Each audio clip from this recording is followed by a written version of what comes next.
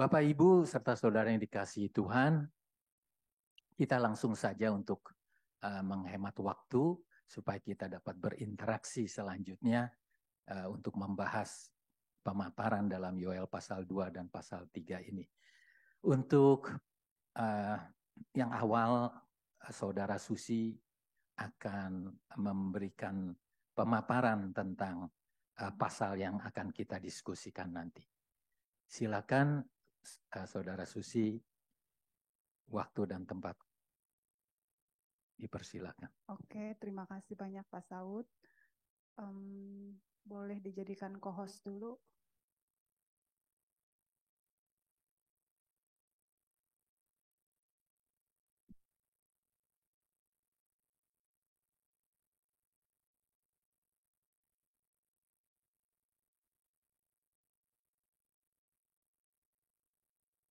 Oke, kita melanjutkan PA kita pada malam hari ini dari Yoel pasal yang kedua ayat 28 sampai dengan pasal yang ketiga ayat yang ke-13. Kalau kita baca dari Yoel ini, topiknya sudah jelas gitu ya, judulnya itu Hari Tuhan. Dan bagi saya pribadi cukup rumit untuk bisa mempelajari bagian ini karena ada beberapa juga bahasa puisinya. Sebelum lebih jauh di materi ini, saya mungkin sedikit ingin di kitab Yoel ini, Hari Tuhan itu merupakan kata yang paling sering disebutkan gitu ya. Ada 5 kali kalimat Hari Tuhan di Yoel 1 ayat 15, terus di Yoel pasal 2 ayat 1, ayat 11, ayat 31, dan juga di pasal yang ketiga ayat yang ke-14 gitu. Karakteristik atau penggambaran dari Hari Tuhan dalam kitab Yoel ini ada beberapa hal yang dinyatakan di situ. Sudah dekat gitu ya, sudah dekat itu ada di Yoel 1 ayat 15, di Yoel 2 ayat 1, dan di Yoel 3 ayat yang ke-14. Kemudian dikatakan bahwa itu adalah hari pemusnahan di Yoel 1 ayat yang ke-15. Kemudian hari yang pasti akan datang, Yoel 2 ayat 1, dan juga dikatakan bahwa hari Tuhan itu hebat dan dahsyat. Itu ada di Yoel 2 ayat 11 dan Yoel 2 ayat yang ke-31. Oke, ada beberapa hal yang digambarkan di dalam kitab Yoel ini mengenai peristiwa itu, beberapa peristiwa yang terjadi mengenai gambaran tentang hari Tuhan. Yang pertama itu wabah belalang, itu sudah kita bahas di PA sebelumnya, yang di Yoel 1 ayat 2 sampai 20. Kemudian ada serangan pasukan, itu juga sudah kita bahas di PA sebelumnya, saya tidak akan mengulangi. Hari ini fokus kita adalah di turunnya Roh Kudus di Yoel 2 ayat 28 sampai 23. Kemudian separuh juga akan ada di Yoel 3 ayat 1 sampai 13, itu tentang penghakiman kepada seluruh bangsa. Jadi dalam kitab Yoel ini hari Tuhan itu tidak hanya mengacu pada hari penghakiman terakhir saja, namun juga penghakiman yang sedang berlangsung bagi umat Israel baik di masa lalu maupun di masa yang akan datang. Nah, di poin berikutnya kita akan bahas lebih detail lagi apa sih maksudnya turunnya Roh Kudus gitu ya Bapak Ibu. Ini mungkin topik-topik akan saya bahas malam ini. Apa yang Tuhan lakukan menjelang hari Tuhan. Yang pertama kita sudah baca bersama-sama. Setelah janji pemulihan gitu ya yang ada di pasal yang sebelumnya itu janji pemulihan secara material. Nah, di berikutnya Tuhan menyampaikan janji pemulihan secara spiritual. Salah satunya adalah Tuhan akan mencurahkan rohnya ke atas semua manusia yang percaya tanpa memandang perbedaan jenis kelamin, usia maupun status. Dan hal ini digenapi dalam Kisah Rasul 2 ayat 16 sampai 21. Mari kita perhatikan teks ini. Di ayat 28 sampai 29 itu ada 2 kali pengulangan gitu ya, Roh Allah akan dicurahkan. Nah, kita mungkin akan bertanya gitu ya, di masa PL apakah Roh Allah belum dicurahkan? Jawabannya ya tentu tidak gitu ya. Roh Allah bekerja ada porsinya gitu. Di dalam penciptaan pun dia sudah bekerja. Dan ketika kita membaca di Perjanjian Lama, lebih banyak diberikan kepada Roh Tuhan itu punya peranan tertentu, diberikan kepada orang tertentu dan memiliki tugas tertentu gitu. Jadi bukan kepada semua orang. Nah, ini yang unik di dalam bagian ini gitu ya. Bahwa apa yang Tuhan janjikan jauh melampaui pemulihan material yang diberikan di pasal yang sebelumnya gitu. Nah, kalau kita lihat lagi dari bagian ini, itu dikatakan bahwa semua manusia. Apa yang dimaksud semua manusia di bagian ini? Yaitu adalah anak laki-laki, perempuan, orang tua, teruna-teruna gitu. Artinya bahwa ada perjanjian baru yang Tuhan berikan kepada manusia yang bertobat. Mereka akan menerima Roh Tuhan itu melintasi segala perbedaan generasi, gender, bahkan juga status ya, hamba-hamba juga. Tuhan janjikan untuk menerima Roh Kudus-Nya. Dan juga tentunya akan ada dampak dari kehadiran Roh Kudus. Gitu. Di situ juga dijelaskan bahwa orang yang menerima Roh Kudus Tuhan itu digambarkan akan bernubuat, akan mendapat mimpi, penglihatan-penglihatan. Nah, mungkin fokus kita bukan pada bagian ini gitu, mendapat karunia ini, tetapi bagaimana kehidupan yang diubahkan oleh roh Tuhan membuat kita bisa semakin mengenal Tuhan, itu jauh lebih, dan menikmati Tuhan ya di sepanjang kehidupan kita, jauh lebih melampaui segala karunia yang ada, karena segala apa yang Roh Tuhan berikan kepada kita itu fungsinya untuk bagaimana Tuhan semakin dimuliakan, firman semakin disebarkan gitu. Kehadiran Tuhan yang indah, kehadiran Tuhan di tengah-tengah umatnya, itulah bagian terindah dari poin ini. Kemudian selanjutnya di situ dikatakan di ayat yang ke-30 dan 31, aku akan mengadakan mujizat-mujizat di langit dan di bumi. Sebenarnya kalau dipikir-pikir apa ya hubungannya tanda-tanda di langit dan di bumi ini dengan datangnya hari Tuhan gitu. Yang saya pelajari dan saya dapatkan adalah bahwa Tuhan adalah Allah yang paling berkuasa dalam alam semesta dan dia berdaulat atas seluruh ciptaannya. Oke, kemudian yang selanjutnya, siapa orang-orang yang bisa bertahan? Kalau kita baca dari awal ada ya ayat yang mengatakan siapa sih orang yang bisa bertahan pada hari Tuhan? Atau kalau di ayat di sini, siapa sih orang yang bisa terlepas pada hari Tuhan? Dia adalah orang yang berseru kepada Tuhan. Kalau bahasanya Yoel itu ya di ayat di pasal 2 itu dikatakan bahwa orang yang berbalik kepada Tuhan dengan sepenuh hati, orang yang mengoyakkan hatinya, bukan pakaiannya. Nah, sebenarnya bagi kita secara pribadi, arti bertobat itu apa sih? Gitu. Karena pertobatan bukan hanya sekadar kita mengaku bahwa kita berdosa di hadapan Tuhan. Bukan juga sekadar kita mungkin mengaku bahwa segala alasan yang buruk dari setiap perbuatan baik yang kita lakukan, tapi bagaimana menyerahkan secara penuh kendali hidup kita itu ke dalam tangan Tuhan atas seluruh kehidupan yang kita miliki. Dimasuk bagian selanjutnya, ini pasal yang ketiga, Tuhan akan memulihkan umat pilihannya dan akan membalas orang yang menganiaya umatnya. Nah, pertanyaannya lah, bagaimana Tuhan memulihkan keadaan Yehuda dan Yerusalem? Di sini dikatakan bahwa Tuhan akan mengumpulkan segala bangsa dan membawa mereka turun ke lembah Yosafat. Lembah Yosafat ini dari beberapa referensi yang saya baca, bukan tempat yang secara harfiah ada, tetapi itu memiliki makna bahwa Allah yang menghakimi. Kemudian bagaimana Tuhan memulihkan keadaan Yehuda dan Yerusalem?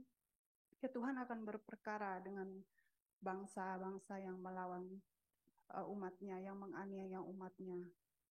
Pertanyaan berikutnya adalah, mengapa Tuhan mau berperkara dengan bangsa tersebut? Kita bisa dapatkan hal ini dari beberapa ayat di sini. Yang pertama adalah karena mereka mencerai-beraikan bangsa Israel. Itu ada di ayat yang kedua.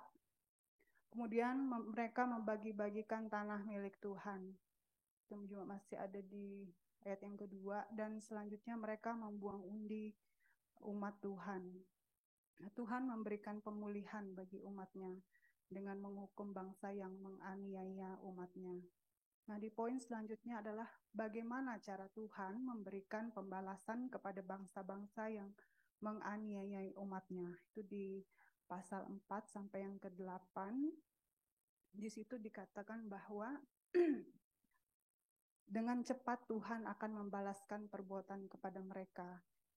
Itu seperti yang diungkapkan di ayat yang keempat. Kemudian poin yang kedua adalah apa yang sudah bangsa itu lakukan kepada umatnya, mereka akan menerima hal yang sama. Itu kita perhatikan ya, dari ayat yang ke-5 sampai yang ke-8, di situ dikatakan bahwa orang-orang telah menjual orang Yehuda dan orang Yerusalem kepada orang Yunani dengan maksud menjauhkan mereka dari tanah mereka. Nah, Tuhan menyatakan pembalasannya itu dengan cara yang sama. Aku akan membalikkan perbuatanmu itu ke atas kepalamu sendiri. Itu yang akan mereka terima gitu ya. Apa yang sudah mereka lakukan kepada umat pilihan Tuhan, itulah juga yang akan mereka terima pembalasannya dari Tuhan.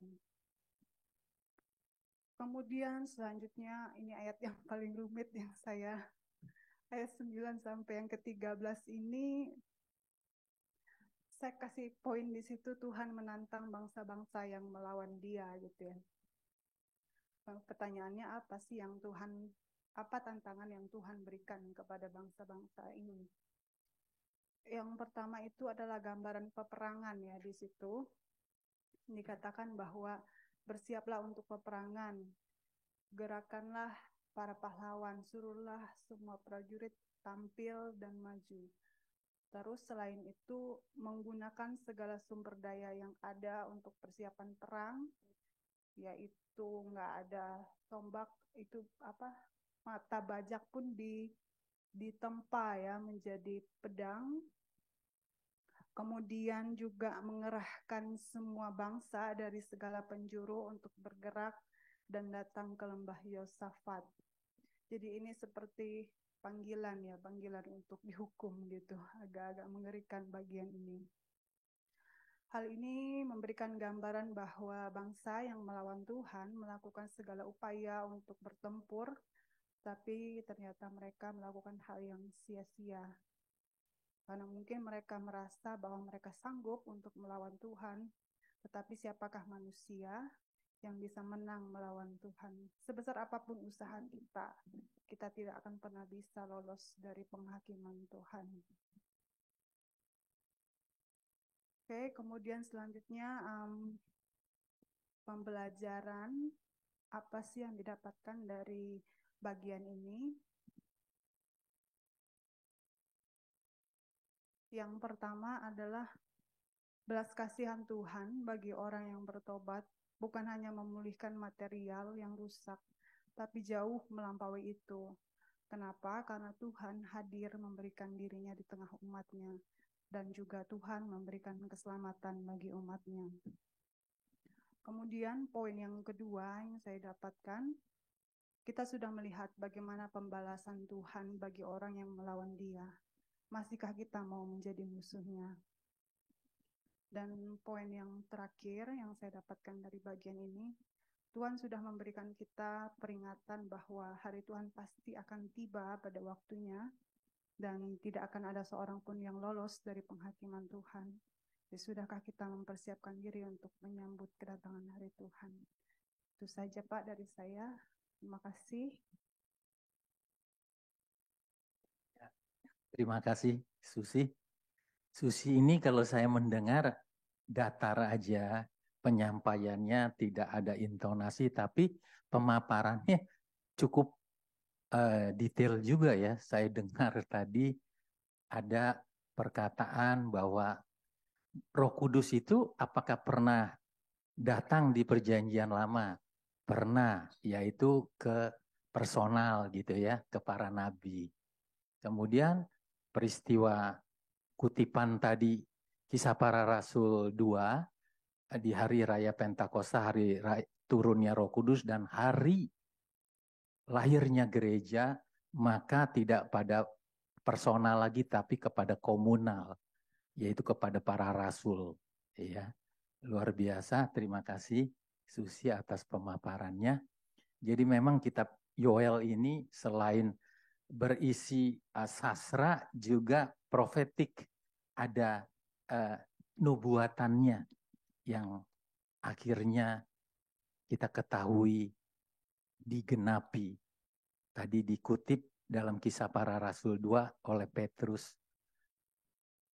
Nggak main-main, ternyata Yoel ini nabi kecil, tetapi kutipannya dikutip oleh Petrus sebagai kutipan yang paling panjang di Perjanjian Baru. Ada 5 ayat kalau kita hitung. Mulai dari Yoel 2, dari 28 sampai 32, dan berbanding dengan Kisah Rasul pasal 2, 17 sampai 21. Jadi ada 5 ayat. Ini ayat kutipan yang terpanjang.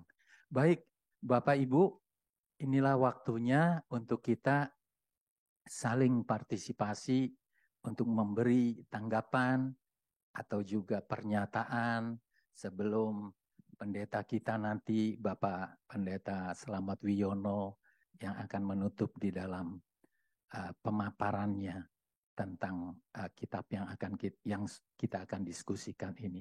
Silakan tanpa menunggu waktu lagi untuk Bapak Ibu, baik yang di Wisma Bersama dan juga yang di online, waktu telah disediakan. Silakan.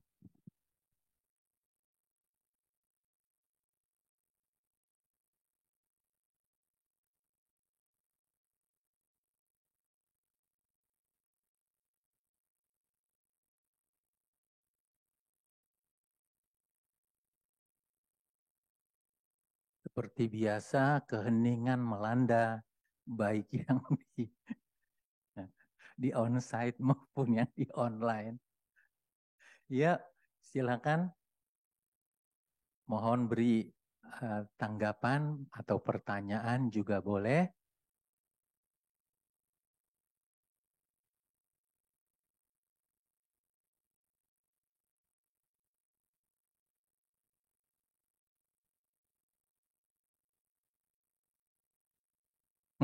Silakan.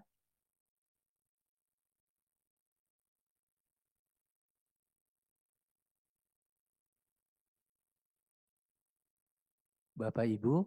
Ya, izin ya, Pak. Silakan. Agak panjang yang kita Nggak bahas apa-apa. ya malam ini. Ya. Jadi mungkin saya fokus dulu ke yang Yoel 2, bahkan mungkin saya kecilkan lagi mungkin di Yoel 2 ayat 28 dan 29. Nah, jadi kan disebutkan di situ kan hari Tuhan. Nah, memang kan kemudian pada hari itu akan terjadi bahwa aku akan mencurahkan rohku atas semua manusia, maka laki-laki bernubuat, ada mendapat mimpi, ada mendapat penglihatan, juga kepada semua orang. Bahkan kalau misalnya dibilang kan, biasanya kan kalau hal-hal seperti ini tuh terjadi ke orang-orang khusus saja. Nah, tapi di luar ini disebutkan bahwa bahkan sampai ke hamba-hamba pun itu akan terjadi. Nah, itu disebutkan kan pada hari Tuhan atau hari-hari terakhir. Nah, tadi juga pas Ibu Susi ketika menyinggung ayat ini, itu langsung memang langsung seolah saya membacanya seolah langsung kita bukan fokus terhadap yang tadi itu mujizat terus juga pernubuatan. Nah, mungkin saya mengerti maksudnya seperti ini. Uh, apa kan memang kenapa mungkin apalagi kita misalnya yang sekarang kan kita berada di aliran yang reform seperti itu ya. Nah, memang hal-hal yang seperti itu kan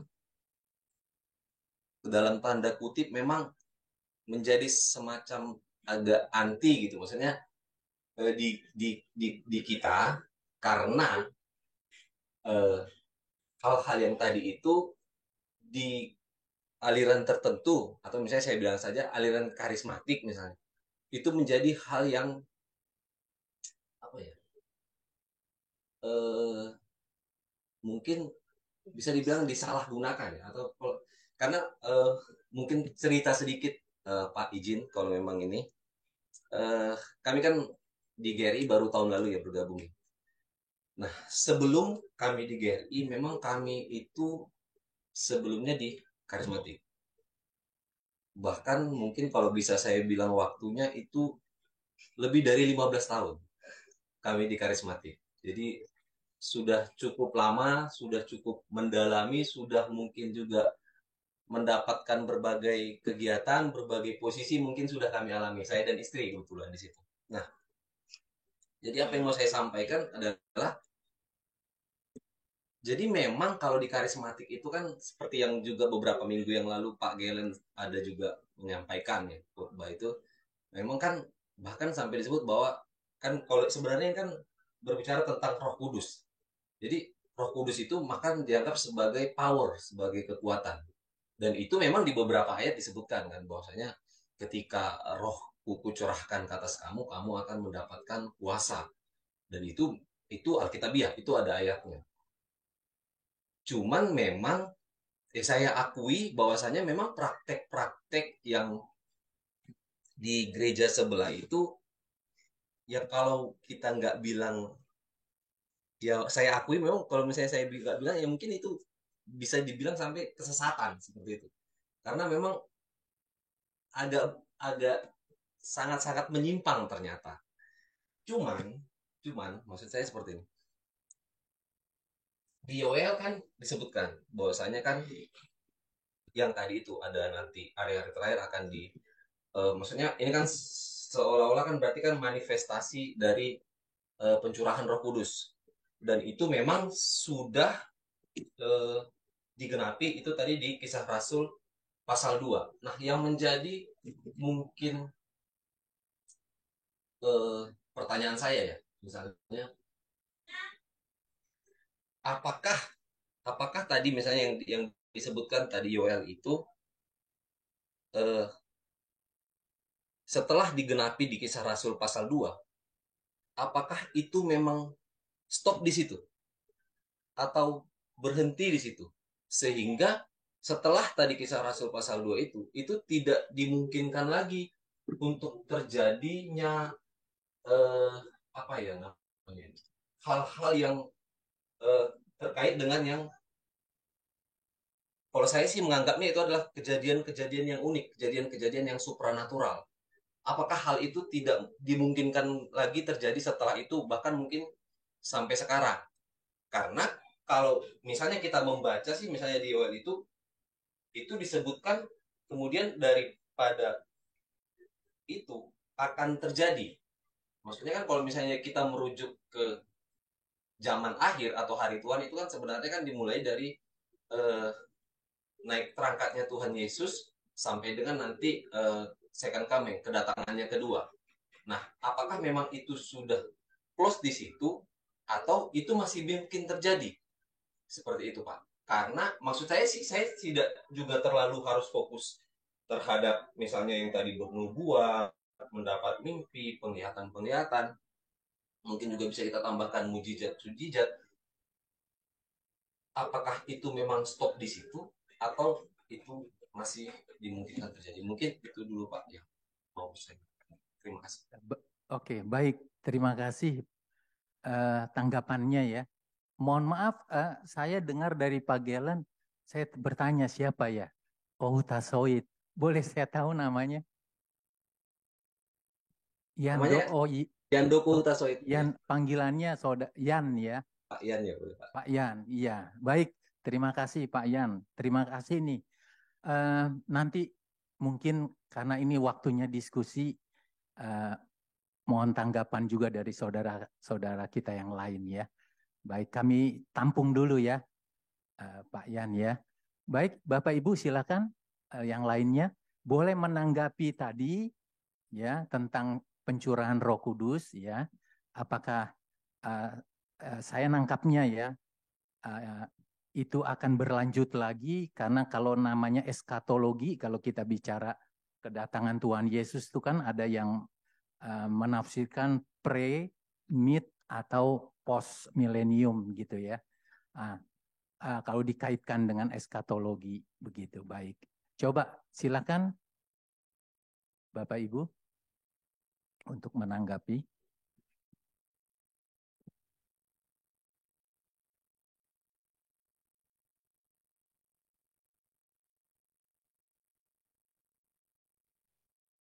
Izin. Ya, silakan Pak Heri. Jadi tadi yang Pak Yandoko Utasuit sampaikan di awal mengenai pemaparan susi, ya kedengarannya kok nggak kepingin itu dibahas-bahas tanda mujizat-mujizat itu. Terus terang ya Susi ya, aku akui Pak Utasuit sama kita. Aku tadi juga merasa kok kayaknya kita ini reformnya sepertinya nggak mau kalau dengar-dengar mujizat, kesannya gimana, alergi gitu. Saya juga ada kesan gitu tadi Pak Utasuit. Jadi memang kebetulan Bapak dulu ngomong, ya saya mau ngomong begini. Memang dari bagian ini ya jelas ini kan bicara soal hari Tuhan, konteksnya hari Tuhan. Jadi pencurahan Roh Kudus itu konteksnya di hari Tuhan atau hari kedatangan Kristus yang kedua kali tadi ya, second coming tadi. Nah, jadi sebelum peristiwa itu terjadi ada kejadian yang dahsyat, yang hebat. Apakah itu? Ya, mujizat tadi dikatakan begitu kan? Ada mujizat-mujizat. Mujizat apa aja? Matahari menjadi gelap buta. Bulan menjadi seperti darah gitu loh. Terus taruna-taruna mendapatkan penglihatan. Orang tua mendapatkan mimpi-mimpi. Ya. Dan tadi dikatakan selain itu ada juga yang mendapatkan apa tadi? Selain penglihatan, laki-laki dan perempuan bernubuat seperti itu. Nah, kalau kita perhatikan ini ayat 28 29 ini yang tadi itu saya bilang, sebenarnya di dalam perjanjian baru juga sudah dikutip. Sudah dikatakan. Jadi peristiwa itu harus kita akui. Cuman Tuhan berpesan. Tuhan Yesus sendiri mengatakannya. Berpesan hati-hati. Karena masa-masa menjelang eskatologi itu akan banyak mujizat-mujizat yang dilakukan oleh nabi palsu. Lah kita harus akui, kita orang reform, memang ada kok firman Tuhan bilang itu. Orang-orang muda, perempuan laki itu akan berbuat. Ya kita nggak boleh sangkal itu. Amin. Firman Tuhan memang demikian. Orang tua akan mendapatkan penglihatan. Di Timur Tengah sekarang ini banyak sekali orang-orang Muslim yang mendapatkan penglihatan, mimpi, menjadi berbalik kepada Tuhan Yesus sekarang. Seperti itu. Dan taruna-taruna mendapatkan penglihatan. Nah, saya ajak kita coba baca. Ya. Saya kutip begini. Pembelajaran poin ini ya. Akan datang hari Tuhan. Hari yang hebat dan dahsyat. Karena ada mujizat sebelum datang hari tersebut. Tidak satu pun yang tahu kapan datang hari Tuhan itu. Malaikat, anak manusia pun tidak tahu. Coba kita lihat di Matius 24 ayat 36. Bisa tolong minta Susi bacain nggak? Atau ya silakan. Matius 24 ayat 36.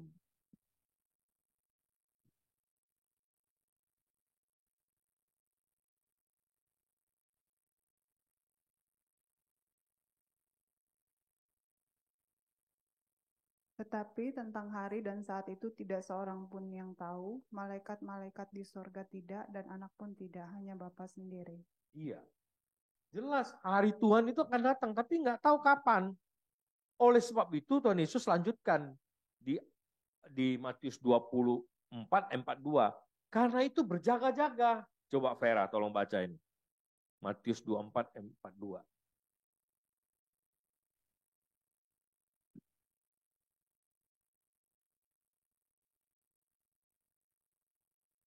Matius 24 ayat 42, karena itu berjaga-jagalah sebab kamu tidak tahu pada hari mana Tuhanmu datang.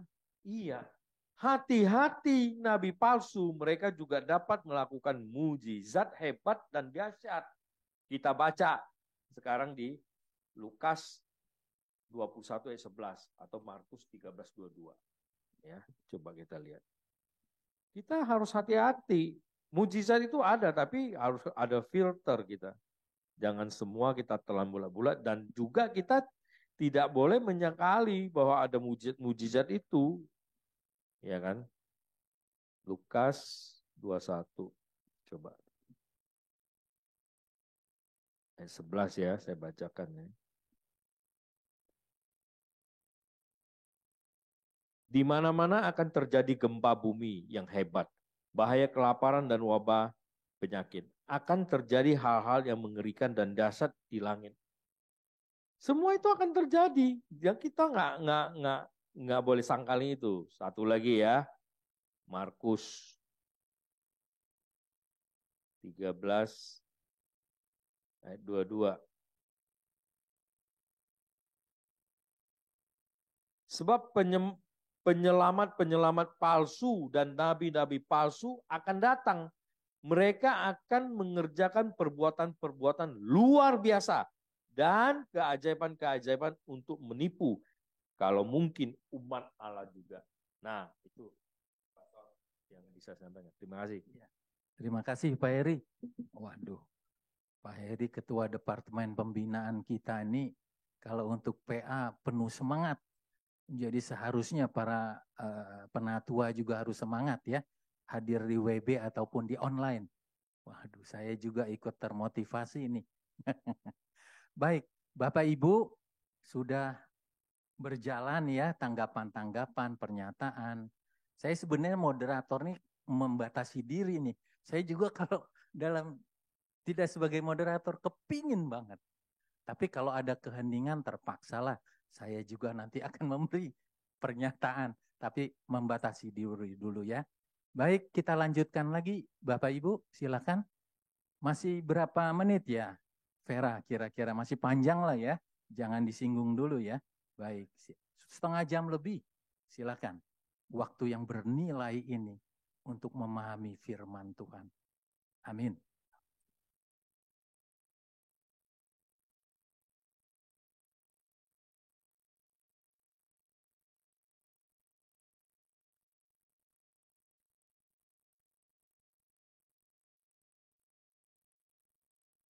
Ya, silakan Susi. Wah, nyambung, menambahkan. Iya, soalnya tadi dibilang agak tanda kutip alergi lah ya. Sebenarnya bukan bermaksud seperti itu ya. Bagi saya secara pribadi, poin penting di sini Roh Kudus itu sebagai pribadinya Allah gitu ya. Nah, adakah lewat mujizat yang ada itu kita betul-betul semakin mengenal Tuhan atau tidak? Itu. Terus lewat peristiwa-peristiwa yang ada itu kita tidak Allah siapa sih yang bisa membatasi dengan pola pikir yang kita sebagai manusia gitu ya. Mujizat bahkan matahari yang bisa kita katakan bisa gelap dan juga ya matahari itu sumber terang gitu ya. Tapi ketika tuh hari Tuhan itu ada itu akan menjadi kegelapan.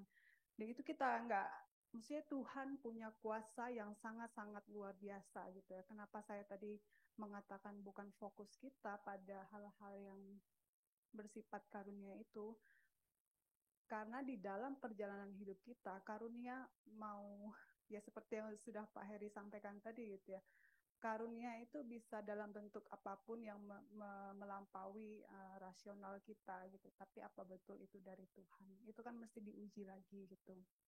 Tapi poin saya sampaikan di sini adalah bahwa ketika Tuhan mencurahkan rohnya ke atas kita, adakah itu membuat kita semakin mengenal Tuhan? Ataupun diubahkan nggak sih hati kita? Adakah pertobatan yang sampai mengoyakkan hati itu terjadi di dalam hidup kita? Poin saya yang mau saya sampaikan dari perspektif seperti itu sih sebenarnya, Pak. Oke, terima kasih. Legaan ya. Agak gimana ya? Iya. Nanti kita coba ya berdiskusi ya, pemaparan dari teman-teman kita yang lain. Baik, kita lanjutkan, silakan.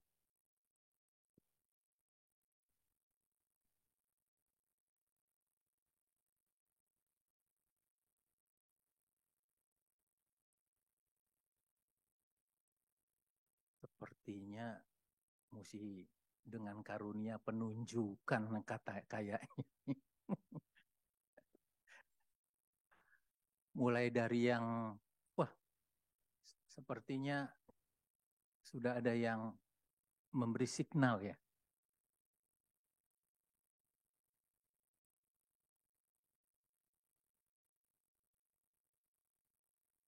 Ya, silakan, Ibu Dokter Lumonga. Ditunggu-tunggu. Saya cuma barangkali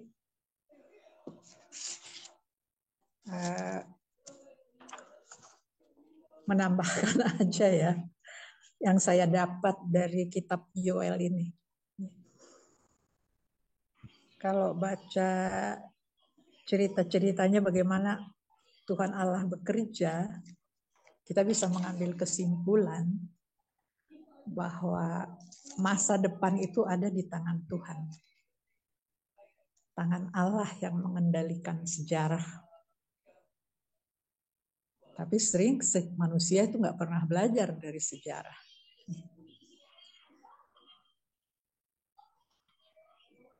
Kalau lihat sejarah manusia yang selalu mengulang-ulang siklus yang sama, di sini kelihatan sekali. Dan satu saja yang ditekankan oleh Joel itu, bertobatlah. Kalau kita lihat pasal 28-29, itu kan hari Pentakosta, hari lahirnya gereja. Itu permulaan dari gereja. Dan gereja itu kemudian Injil kemudian berkembang ke seluruh dunia. Itu permulaannya. Kalau kita lihat pasal 30 sampai 32 itu menggambarkan akhir zaman, hari Tuhan, hari penghakiman. Kita sekarang berada di antara dua masa ini. Kita sudah menerima Injil, kita tinggal menunggu hari Tuhan. Mengenai hari Tuhan tadi sudah banyak dijelaskan oleh Susi, oleh Pak Heri, seperti apa hari Tuhan tersebut. Yang kita harus pegang, barangkali kita berada di antara dua masa ini. Masa mulai lahirnya gereja, mulai kita mengenal Kristus sampai menunggu hari Tuhan. Jadi yang harus kita lakukan, hidup dalam masa ini, belajarlah dari sejarah. Jangan kita mengulang sejarah yang sama. Ya. Bertobatlah. Dan kalau kita lihat, kalau kita tetap berjalan di jalan Tuhan, atau kalau kita melakukan kesalahan-kesalahan, bertobat, kelihatannya kasih Tuhan tetap muncul.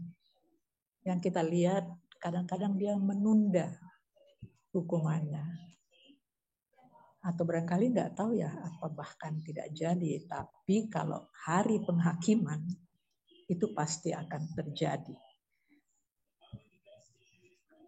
Hanya kalau nanti kita teruskan lagi di pasal 14 sampai tamat, itu kelihatan kasih Tuhan di situ.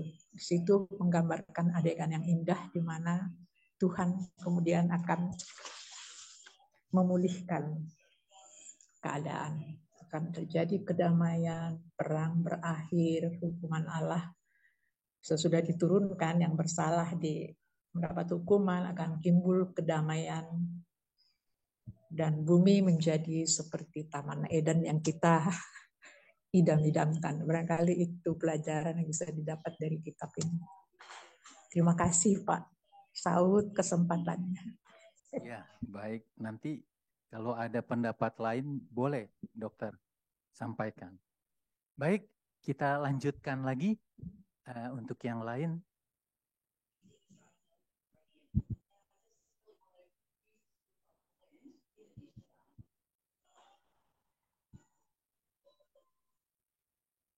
Waktu detik terus berjalan, sayang kalau dilewatkan. Ayo, Bapak Ibu, atau Vera di sini, siap? Belum? Oke.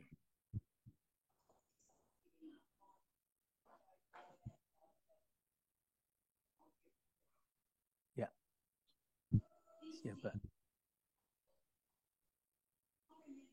Baik, sambil menunggu ya, seperti yang saya sudah katakan tadi, saya ingin juga menyampaikan sesuatu. Ini berkaitan dengan pernyataan Pak Yan juga, ya Pak Heri dan Dr. Lumongga. Jadi kaitannya nubuatan dari Yoel dan dikutip oleh Petrus ini di Kisah Para Rasul, turunnya Roh Kudus ini adalah, saya mau menggambarkan seperti ini. Di bangsa Israel, kepercayaan Israel itu ada 3 hari raya besar. Yang pertama adalah Passover atau Pesak atau Paskah. Kedua adalah hari raya Hak Syavuot atau hari ke-50. Inilah yang di hari ke-50 ini turunnya Roh Kudus. Ya. Ketiga adalah hari raya Pondok Daun atau Sukkot. Nah, turunnya Roh Kudus di Kisah Para Rasul 2 jatuh pada hari raya ke-50 bangsa Yahudi. Di mana peristiwanya adalah ketika bangsa Israel dibawa keluar oleh Allah melalui Musa, keluar dari Mesir, tiba di Gunung Sinai. Sampai di sana itu 50 hari. Nah, diterimalah itu hukum Taurat. Jadi pada hari ke-50 sejak bangsa Israel keluar dari tanah Mesir sampai Gunung Sinai melalui Musa, maka bangsa Israel menerima hukum Taurat dari Allah sendiri. Nah, di perjanjian baru, di hari raya Yahudi itu, tetapi untuk gereja, di hari raya yang di hari ke-50 ini, maka kita umat Kristen menerima Roh Kudus. Roh yang sudah dijanjikan oleh Tuhan Yesus Kristus di dalam Yohanes 14 ayat 16 sampai 17 dan ditegaskan lagi oleh Yesus Kristus kepada rasulnya supaya mereka jangan keluar dari Yerusalem. Kisah Rasul 1 ayat 4 dan 5. Jadi ini Paulus peka benar bahwa ini memang dia dengar dari gurunya sekaligus yang dia bilang Mesias, yang juga adalah Allah yang inkarnasi itu sendiri. Begitu menambahkan nih, terpaksa. Ya silakan, boleh diberi tanggapan yang lain, Bapak Ibu, silakan.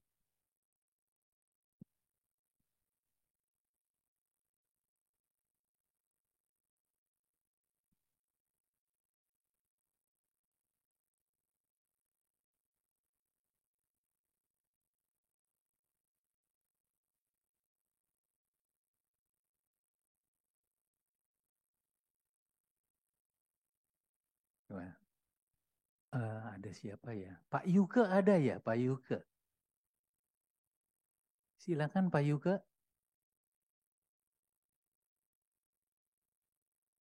Oh, Pak Rahmat. Malam Pak Sawat, masih di Ya, jalan, silakan. mendengar saya dulu. Oh, mendengar dulu ya, menyimak ya. Ya, lagi Ya. nyupir soalnya. Iya, sama.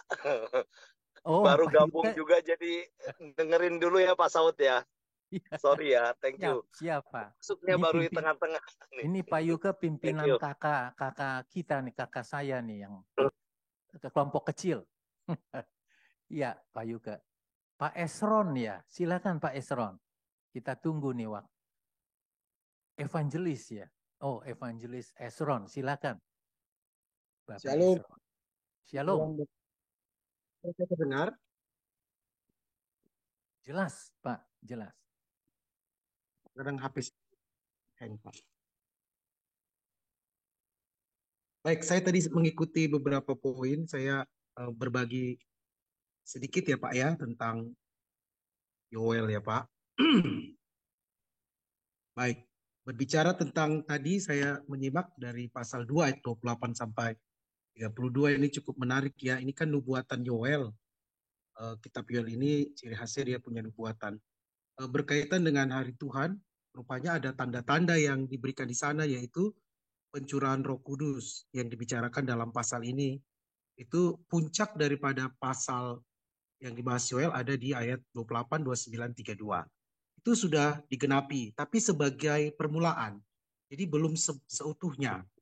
Kalau ini kita bisa lihat pada hari tadi ada yang membahasnya, itu benar pada hari Pentakosta. Lalu ayat 30 dan 31 itu digenapi pada saat penderitaan Tuhan Yesus.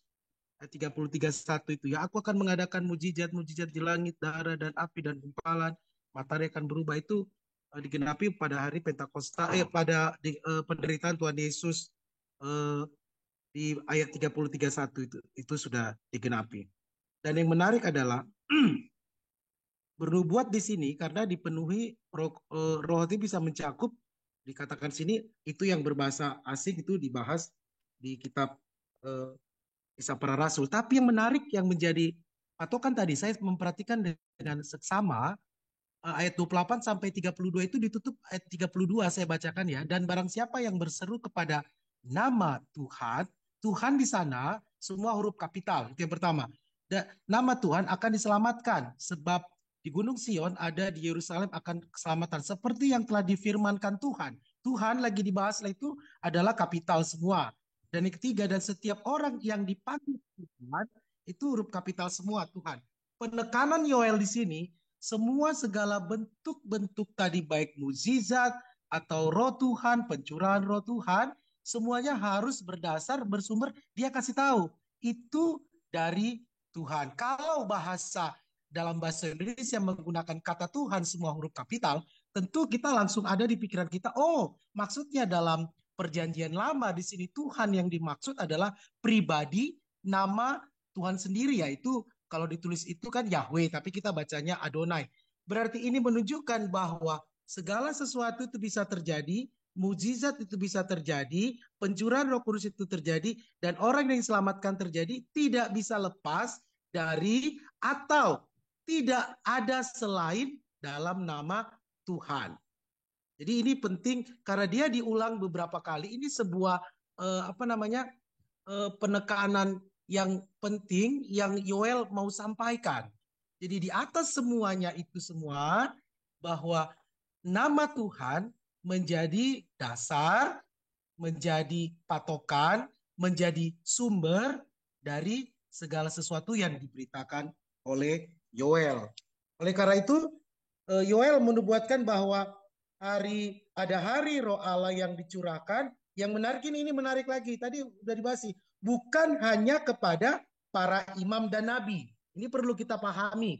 Karena pada teks perjanjian lama, orang-orang yang dikhususkan Allah untuk melayani di bait suci atau yang melayani di kemah pertemuan atau orang-orang yang diberikan hak khusus untuk menjadi pelayan, untuk menjadi pewarta firman, untuk menyampaikan berita, dan untuk menyampaikan doa umat kepada Allah, itu dikhususkan kepada para imam dan para nabi. Tentu dalam hal ini kita sudah tahu ada yang langsung dari golongan Lewi. Semua golongan Lewi dari sanalah diangkat menjadi imam. Tapi juga ada para nabi yang belum tentu berasal dari golongan Lewi. Kita menemukan beberapa tokoh-tokoh Alkitab atau nabi-nabi dalam Alkitab ini. Dan menarik di sini dikatakan bahwa Roh Tuhan itu, saya menggarisbawahi dalam catatan saya di sini, bukan hanya kepada para imam dan nabi, tetapi juga kepada orang-orang awam. Nah, tadi saya senang sekali ketika Ibu Susi lalu Pak Heri nyampaikan, wow, luar biasa pemahaman bapak-bapak ini tentang bahwa Tuhan sekarang dalam teks itu, bahwa dari dulu Tuhan juga mencurahkan rohnya itu kepada yang dikatakan orang-orang awam tanpa, ini lagi ada di garis bawahi, saya garis bawahi tadi, tanpa memandang gender, itu yang pertama, tanpa memandang tingkat usia dan tanpa memandang golongan. Nah, ini menarik ini, saya perhatikan itu di ayat yang ke-28. Bahkan yang menarik itu sampai ke teruna-terunamu. Ayat 29 juga kepada hamba-hambamu. Bapak Ibu yang dikasih Tuhan, tadi saya garis bawah ini apa maksudnya? Kenapa harus sampai detail seperti itu? Joel ini memberitakan berita nubuatan tentang hari Tuhan. Dari sini kita memahami bahwa sama sekali tidak terbayangkan olehnya bahwa Allah bukan hanya yang kita pahami dalam teks ini juga dikatakan bahwa dia bukan hanya Allahnya, Tuhannya orang Israel, melainkan juga Tuhannya segala bangsa. Kalau kita lihat ini di Kisah Rasul pasal 2 ya, tentang hari Pentakos itu. Nah, ini beberapa poin yang bisa saya dapatkan tadi, saya tulis-tulis, saya coret-coret, yang bisa saya bagi ya, Pak ya. Ini saja dari saya sedikit saja. Terima kasih Pak, Tuhan memberkati. Ya, baik Evangelis Esron, terima kasih untuk tanggapannya. Ya memang menyambung ya kalau kita lihat dalam pernyataan para bapak-bapak gereja awal juga, mulai dari Justinus Martir, Bapak Gereja Irenaeus menyatakan Yoel 2 ayat 28 sampai 32 ini adalah persis yang barusan disampaikan. Jadi bukan kepada pribadi nabi lagi, ya, tapi sudah kepada komunal, orang-orang yang diperkenan Tuhan. Itulah yang terjadi memang. Suatu anugerah, kasih karunia dari Allah itu sendiri. Baik, silakan dilanjut. Masih ada waktu ya, Vera ya? Timekeeper, gimana? Oke, masih ada waktu, silakan.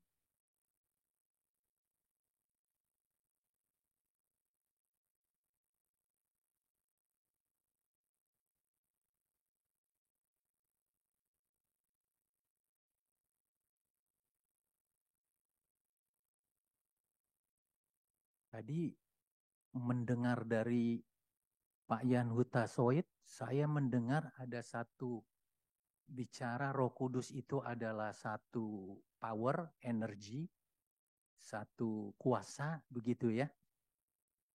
Tapi kita harus hati-hati juga nih menyikapinya, karena itu ajaran dari Apollinaris ya, abad kedua, dan juga Makedonius, maka lahirlah konsili Konstantinopel untuk menghadapi ajaran Didat itu, bahwa Roh Kudus itu bukan pribadi, namun hanya tenaga dalam atau power dari Tuhan itu sendiri. Bahkan Makedonius ya juga bahwa Roh Kudus itu subordinasi dari Tuhan Yesus. Jadi ciptaan. Jadi Roh Kudus itu menuruti apa yang Tuhan Yesus katakan, jadi subordinasi. Hati-hati gitu ya. Nah, ini timbulnya aliran Pentakosta ini juga kalau kita lihat sejarahnya di Topeka, Kansas oleh Charles Parham ya, bagaimana dia menyikapi satu fenomena yang dianggap itu adalah sesuatu yang akhirnya seperti sekarang menganggap, karena awalnya dia percaya kepada Arianisme bahwa rahmat keselamatan, di samping rahmat keselamatan adalah rahmat kekudusan, karena beliau ini nggak pernah merasakan kekudusan dalam hidup. Ketika dalam satu ibadah, ya, kita bisa melihat sebenarnya kalau dalam sejarah, ketika dalam satu ibadah ada seorang yang bernama Agnes Osman berkata-kata dalam bahasa lain. Itu tanggal 1 Januari 1901. Itulah lahirnya yang kita kenal ini dengan kuasa bahasa roh begitu. Ini fenomena. Kalau menurut kita yang akhirnya ya jadi yang nggak seturut pengajaran para rasul. Baik Bapak Ibu, itu saja sebagai tanggapan-tanggapan juga. Silakan lanjut. Saya lihat ada Bapak David, Penatua David. Ini dia yang kita tunggu-tunggu. Silakan David.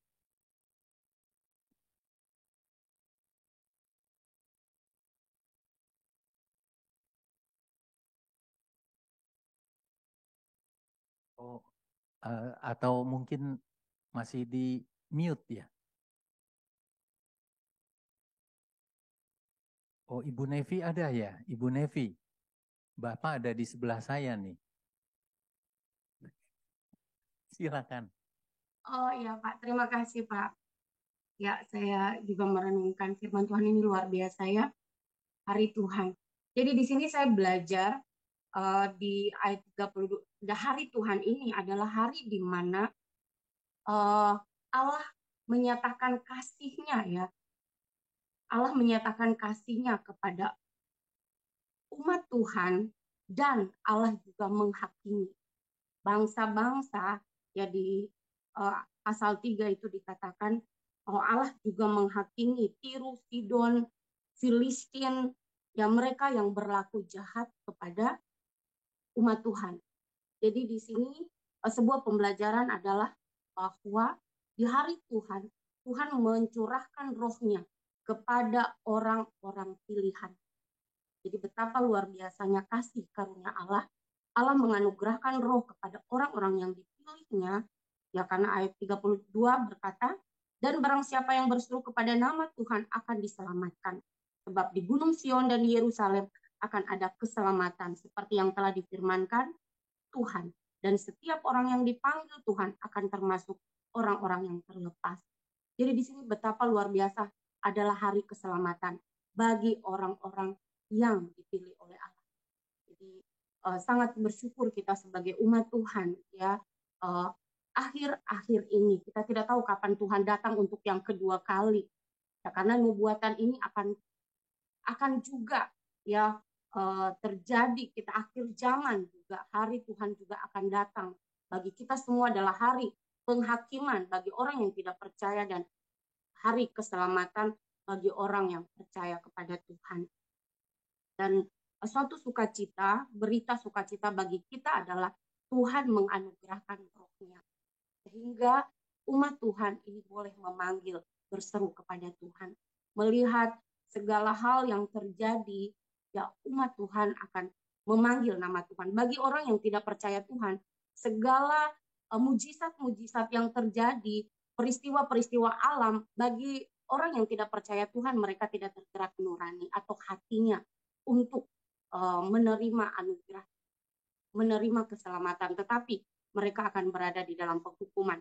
Dan berita sukacita juga yang saya boleh dapatkan, orang-orang yang percaya kepada Tuhan, ya, yang berseru kepada Tuhan, ternyata mereka juga mengalami penderitaan. Ya, bangsa-bangsa dikatakan di pasal 3, ternyata mereka itu, orang percaya ini dicerai-beraikan, ya, karena mereka mencerai-beraikan ke antara bangsa-bangsa. Ya, Tuhan yang berperkara bagaimana umat Tuhan ini Tuhan kumpulkan Dan ada bangsa-bangsa, yaitu dikatakan Tirus, Sidon, Filistin, itu mereka merampas semua apa yang ada di bait suci di Yerusalem, ya. Mereka telah menjual orang-orang Yehuda dan orang-orang Yerusalem kepada orang Yunani dengan maksud menjauhkan mereka dari daerah mereka. Sesungguhnya aku akan menggerakkan mereka dari tempat kemana kamu menjual mereka. Jadi Tuhan yang membela umatnya. Ya, di ayat 6, di ayat 3, 4 itu dinyatakan Tuhan menghakimi bangsa-bangsa yang melakukan perbuatan yang jahat bagi orang pilihan Allah. Jadi kita sebagai umat pilihan Allah, ketika kita dianiaya, ketika kita diperlakukan tidak benar, ya saat ini gereja juga kesulitan. Ya, beribadah saja dilarang-larang. Ya, minggu kemarin ya kita juga membahas hal itu. Ya, umat Tuhan semakin dihimpit. Umat Tuhan semakin mau datang kepada Tuhan, berseru, berdoa kepada Allah. Di negeri ini juga kita nggak mendapatkan kemerdekaan. Ya, tetapi satu hal janji Allah bagi kita semua, bahwa ada masa penghakiman bagi orang-orang yang berbuat tidak benar kepada umat Tuhan. Ya, bagi orang-orang yang merampas hak untuk umat Tuhan beribadah kepada Tuhan. Ya, ini sebuah pembelajaran bagi saya, Pak. Jadi ketika kita saat ini masih bisa beribadah kepada Tuhan, berdoa, berseru kepada Tuhan, masih diberi kesempatan menggunakan dengan baik. Ya, kesempatan yang Tuhan berikan. Karena keselamatan tidak kita dapatkan dengan, ya kita, keselamatan adalah anugerah. Ya, Tuhan anugerahkan dan harus diresponi dengan sungguh-sungguh. Hidup harus benar-benar mencari Tuhan, benar-benar, ya di sini orang yang berseru, ya Tuhan suka dengan orang yang berseru kepada Dia. Ya, seharusnya sebagai orang yang percaya kepada Tuhan, kita peka setiap saat. Yang Tuhan kehendaki adalah hati. Ya, yang dikatakan hati yang dikoyak, ya bukan cuma baju tetapi hati. Hati yang terkoyak, hati yang hancur, itu yang Tuhan pandang. Jadi orang-orang yang menyadari akan keberdosaannya, orang-orang yang sadar dirinya tidak bisa menyelamatkan diri sendiri, ya kiranya Tuhan menaruh roh itu di dalam hati kita. Roh bahwa kita ini adalah umat yang karena anugerah saja kita beroleh kemurahan, bisa berseru kepada Allah. Kalau bukan Allah yang memprakarsainya, manusia tidak bisa mengenal Allah. Hanya karena Allah sendiri yang memprakarsai, ya sehingga kita bisa mengenal Dia. Itu dari saya, Pak. Terima kasih. Baik, Bu Nevi, terima kasih. Memang Allah tahu untuk kita yang terbaik, ya. Jadi ketika kita mengalami tanda petik memang kesulitan, ya untuk ibadah saja dan lainnya, ya seolah ada diskriminasi. Tapi itu sebenarnya untuk menjaga kita. Tapi sejarah mencatat ketika lahirnya gereja reformasi di abad ke-16 di negara Eropa sana. Bagaimana sekarang kekristenan di Eropa Barat? Wah, begitu bebas, namun secara kualitatif menyakitkan. Ya, itu yang terjadi. Mungkin kalau di Indonesia dikasih kebebasan sebebas-bebasnya. Hati-hati juga kita, ya. Baik. Iya. Bapak Ibu, silakan. Mungkin ada tanggapan atau ada pertanyaan. Masih ada waktu. Udah habis ya? Oh. Pas ya. Baik. Nah, tiba saatnya. Sebenarnya masih mungkin ada orang yang mau menyampaikan, tapi karena waktu juga lah, maka kita membatasi diri untuk PA yang selanjutnya. Sekarang giliran Bapak Pendeta Selamat Wiono sebagai narasumber. Silakan Pak Pendeta.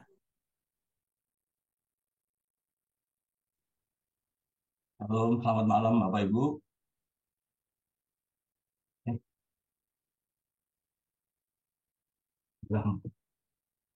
Ya, selamat malam Bapak Ibu, selamat malam Pak Saud.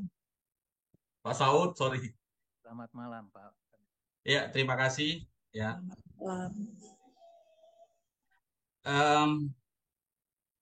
Memimpin PA di GRI memang punya tantangan khusus.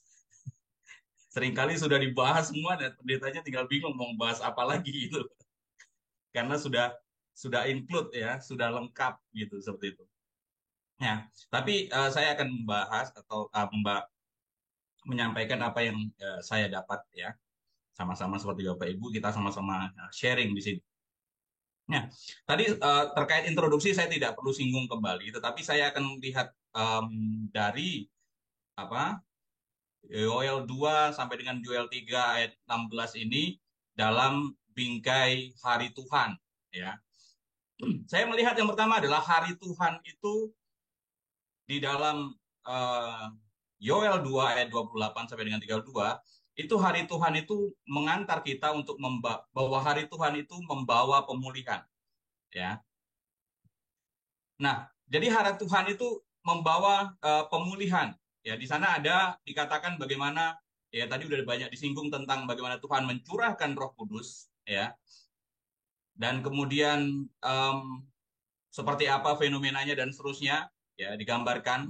Setelah sekian banyak kemudian ada serangan belalang, lalu kemudian Tuhan menyampaikan seruan pertobatan, lalu kemudian dan selanjutnya ini diteguhkan dengan pemulihan. Jadi hari Tuhan itu bicara tentang juga ya pemulihan kepada umat Israel. Ya, dalam konteks ini Bapak Ibu tadi disampaikan tentang Tuhan juga pada suatu masanya nanti akan mencurahkan rohnya. Ya, nah ini menariknya tadi sebenarnya sudah disinggung bahwa ini bukan bersifat universal dalam artian umum kepada siapa saja ya, pada orang berdosa pun kemudian Tuhan menyatakan diri dan seterusnya. Bukan seperti itu, tapi lebih kepada common, lebih kepada general. Karena itu pemulihan Allah ya di dalam hari Tuhan itu juga mengandung unsur general ya.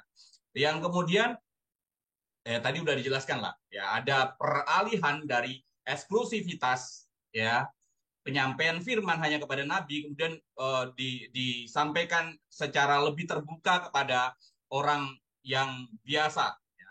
Seperti disinggung tadi, biasanya ya orang yang mendapatkan mimpi, yang mendapatkan pesan dari Tuhan, mendapatkan nubuat, ya, yang dicurahkan roh itu hanyalah orang-orang khusus. Ya, dalam hal ini adalah ada para nabi di sana. Nah, kalaupun ada, itu lagi-lagi orang khusus, ya, misalnya Saul ya di sana. Lalu kemudian Bapak Ibu, menariknya adalah Tuhan itu justru menyampaikan itu kepada orang-orang yang notabene dipandang sebagai orang yang biasa saja. Ada anak laki-laki di sana, ada perempuan disampaikan di sana yang akan bernubuat, ada orang tua di sana, ada teruna-teruna, ada hamba laki-laki dan perempuan. Nah, disinilah menunjukkan tentang generality tadi, ya, tentang keumuman tadi, tapi tidak kepada semua. Tidak secara universal. Nah, dari sini nanti kita akan melihat bagaimana di dalam pemulihan itu juga kemudian bermakna misioner kalau saya melihatnya, ya, juga bersifat misioner dikontekskan ke dalam pencurahan Roh Kudus yang digenapi di dalam Pentakosta, ya. Nah, dari mana kita lihat? Pertama kita melihat bahwa melalui penyataan kepada orang biasa, ini menunjukkan perluasan penyataan daripada Tuhan.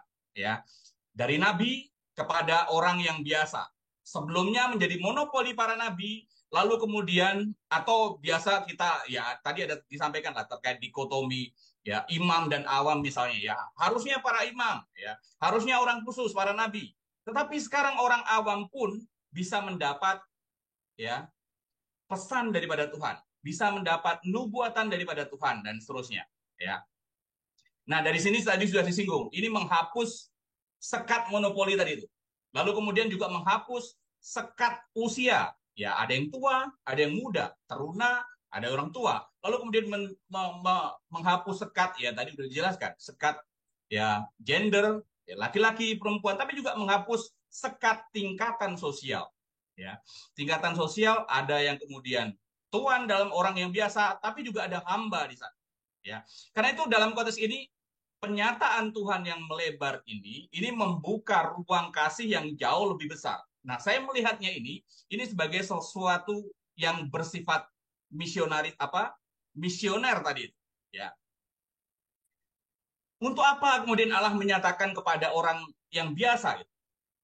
Karena tadi saya berpikir juga, ya untuk apa ya? Kan biasa para nabi toh juga disampaikan kepada bangsa. Ya, apa maksud dan tujuannya?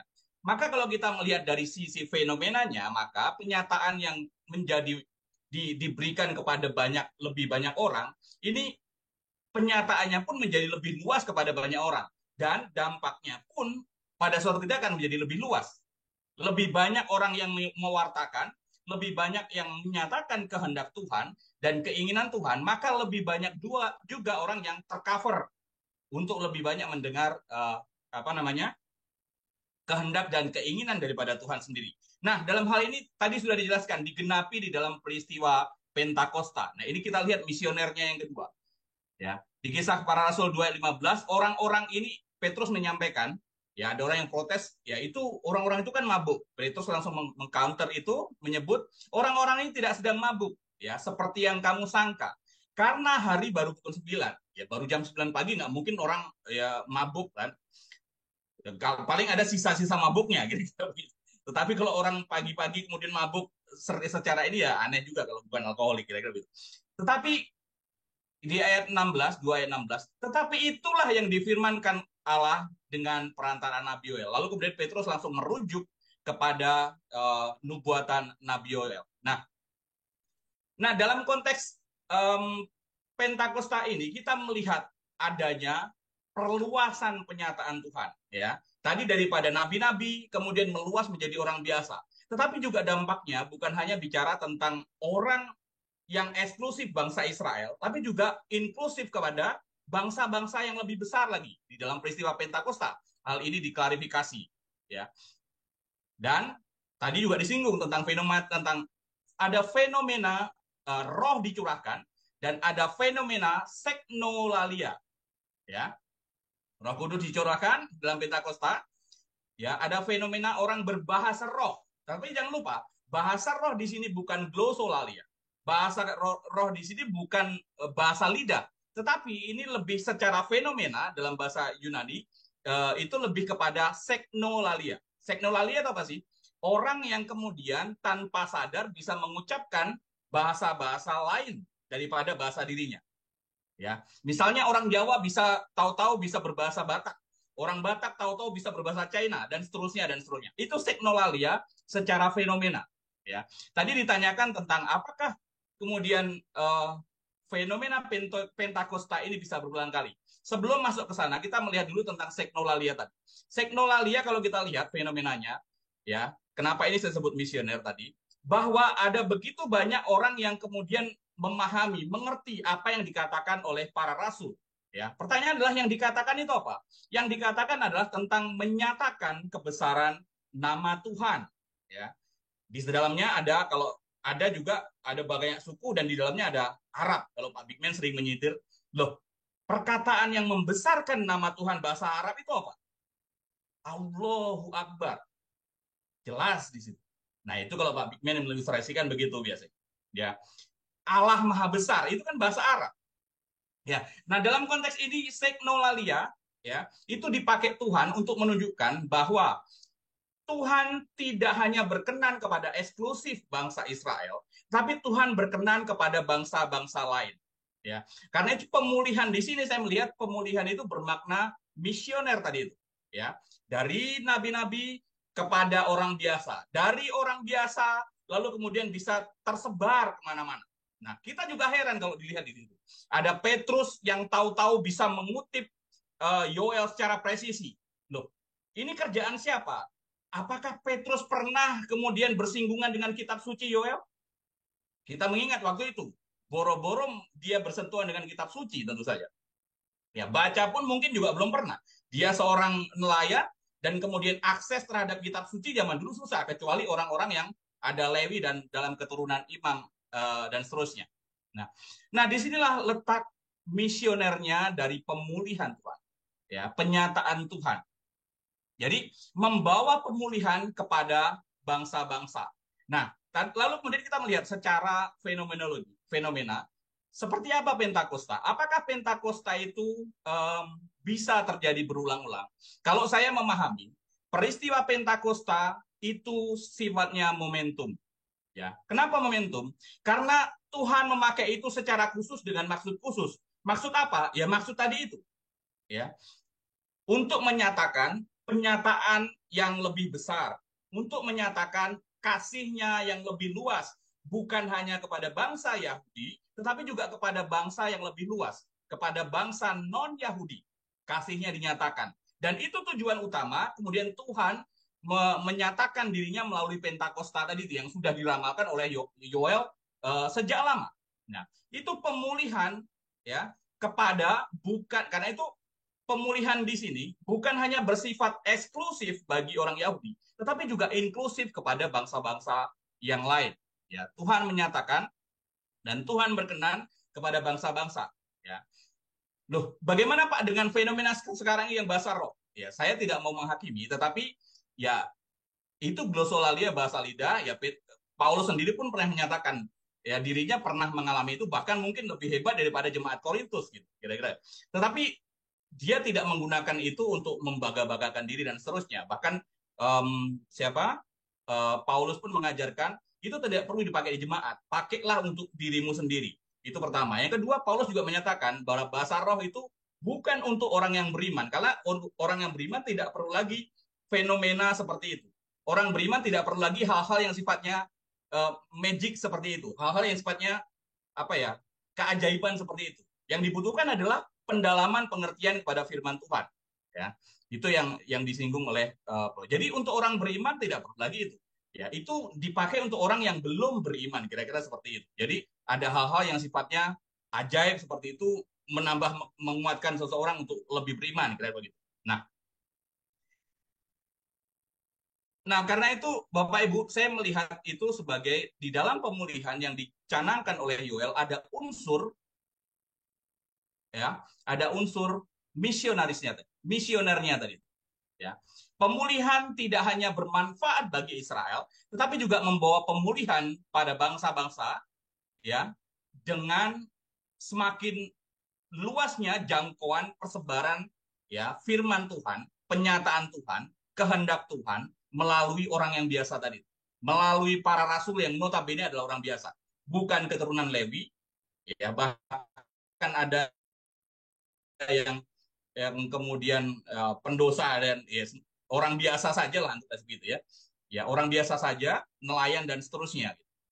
Tetapi jangan lupa Tuhan menginginkan Israel lah yang kemudian menjadi magnet bagi bangsa-bangsa itu untuk mengenal Tuhan, ya menjadi magnet ya. Kalau dalam bahasa misiologi juga seringkali juga mengutip bahasa dalam istilah dari istilah fisika tentang sentripetal dan sentrifugal. Jadi Israel itu harus menjadi magnet ya, sentripetal bagi bangsa-bangsa lain untuk mengenal Tuhan.